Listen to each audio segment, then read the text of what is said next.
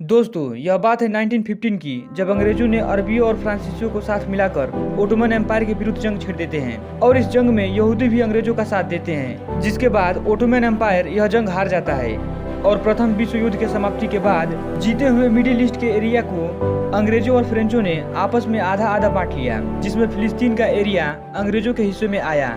इस समय Hitler Germany की सत्ता में आया और लाखों की संख्या में यहूदियों की हत्या कराने लगा, जिससे यहूदी जर्मन से निकलकर दुनिया के कई देशों में भागने लगे। ऐसे ही कई सारे यहूदियों ने अपनी जान बचाकर फिलिस्तीन में शरण लिया, जहां फिलिस्तीन में रह रहे मुसलमानों ने उन्हें शरण दिया। 1935 आते आते यहूदी फिलिस्तीन में लाखों की संख्या में बस चुके थे। जब ब्रिटिश सरकार ने यहूदियों को दबाने की कोशिश किया तो फिलिस्तीन में इजरायली नेशनल मूवमेंट की शुरुआत हुई। ठीक उसी प्रकार फिलिस्तीन में भी फिलिस्तीन नेशनलिस्ट मूवमेंट की शुरुआत हुई और फिलिस्तीनियों ने भी 1940 तक अंग्रेजों से आज़ादी की मांग करने लगे और यहूदियों ने फिलिस्तीन में ही एक और नए देश की मांग करने लगे।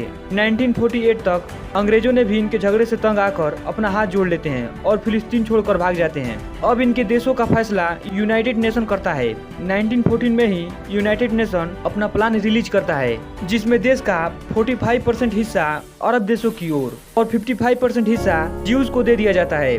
और जेरूसलम का धार्मिक स्थल, जो तीनों धर्म का पवित्र स्थल है, ज्यूज, मुस्लिम और क्रिश्चियन का, तो यह हिस्सा यूनाइटेड नेशन अपने अंडर में ले लेता है। ज्यूस लोगों ने यह फैसला स्वीकार करके अपने देश का नाम इजराइल रखते हैं और 1948 में इजराइल देश बनता है।